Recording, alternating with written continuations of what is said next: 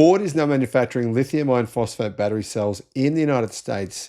Those battery cells are going to go into Ford's $30,000 electric pickup truck. Hello, my friends.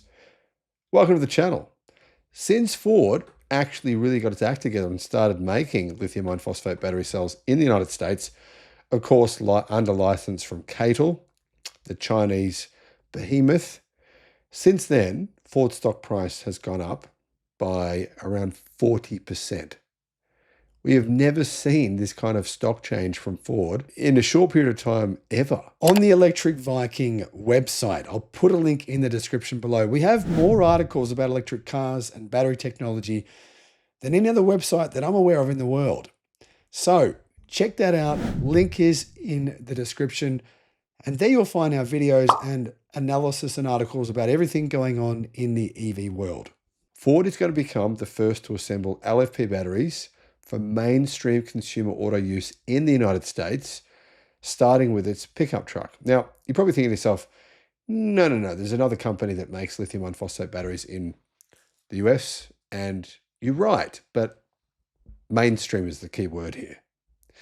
The team at Ford's Blue Oval Battery Park in Michigan is now assembling lithium iron phosphate prismatic cells for its new universal electric-based models, or UEV. These are meant to be Ford's new cheap electric vehicles.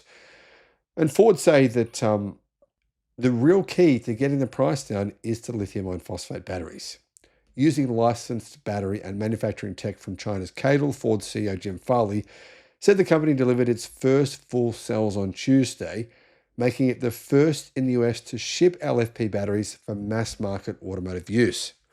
The new cells will be used in Ford's affordable mid-size electric pickup. Apparently, it's going to cost $30,000. I'm not sure if that's really true, but that's what Ford says. And this is the first vehicle based on its new UEV platform. Ford is apparently ramping up production as it's preparing to launch this pickup truck in 2027. We've seen photos of it, by the way. It's very small, so maybe it will cost $30,000 US. Anyway, it's affordable, and maybe there will be. I don't know. I'm not really sure that there's going to be a big market for this vehicle, but there could be. What do you guys think? One thing Ford says is that these new lithium iron phosphate cells will allow them to make more efficient vehicles that are also more affordable. And for Ford, for the first time ever, profitable. Ford's never made money selling EVs at all. Maybe in China, but yeah, their EVs that they sell in North America, they on average have lost about $30,000 for every one they've sold. That's not a joke. Now, the plant received a fair bit of pushback over Ford's use of CATL's Chinese LFP technology. Lisa Drake, president of Ford Energy, defended the decision last year, saying to really deliver truly affordable electric cars, the decision to build prismatic LFP batteries in the US was made years ago. And she's not wrong, it was. I talked about that on the channel several years ago when Ford, General Motors, and Tesla were all considering doing that. Drake said that these are very good paying jobs. It would be a shame to build these facilities and then all of a sudden you have to scale back. In other words, she's trying to say, please, Donald Trump, don't suddenly block us from making these batteries. So the batteries are being made by Ford, but under license from CATL. I think it's a good idea. I think that lithium iron phosphate batteries are going to dominate the market in North America, take over most NMC battery cells being put into EVs. That will help push the prices of electric cars down in North America, in Canada, and the United States. I think sodium-ion batteries will play a big part, but in the rest of the world, not so much in North America. The LFP battery cells are cheaper, lighter, and unlock more interior space, according to Ford. I don't know if that's accurate. How could they be lighter than NMC batteries? I don't think that is accurate. But anyway, Ford says the midsize pickup will offer more passenger space than a Toyota RAV4 and a lower cost of ownership than a Tesla Model Y.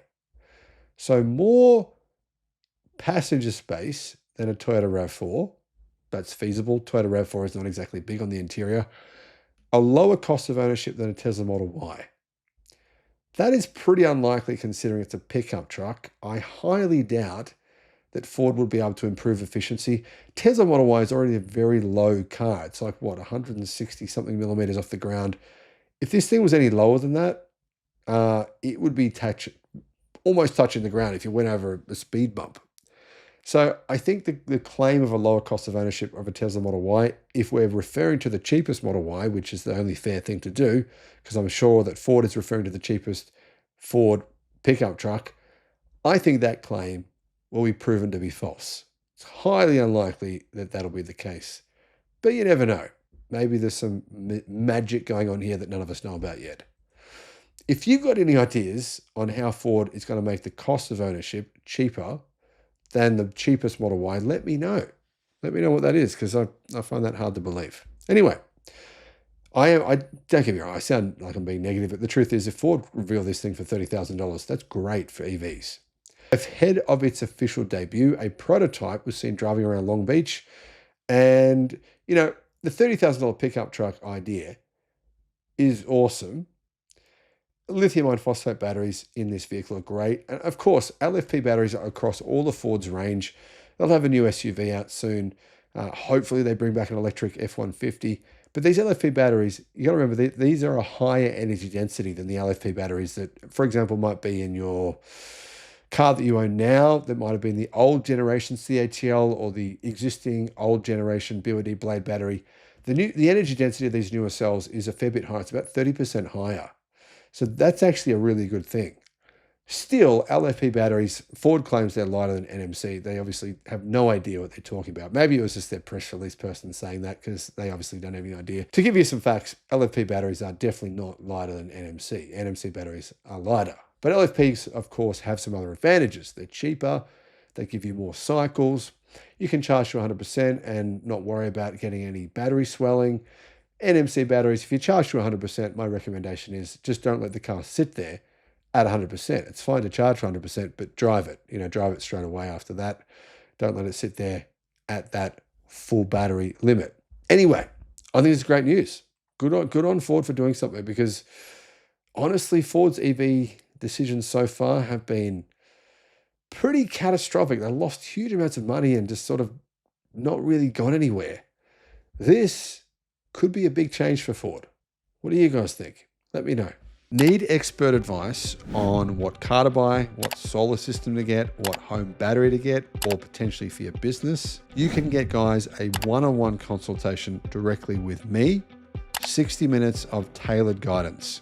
This might help you avoid making a huge mistake spending money when you shouldn't, or potentially save you a massive amount of money. Click the link in the description below, because I can assist you, and why not? The link is in the description. Thinking about getting solar, a home battery, or an EV charger?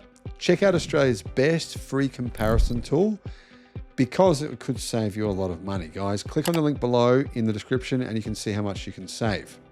Alternatively, give Resync a call. They are the guys who installed my battery and my home solar. I'll put a link to them as well in the description.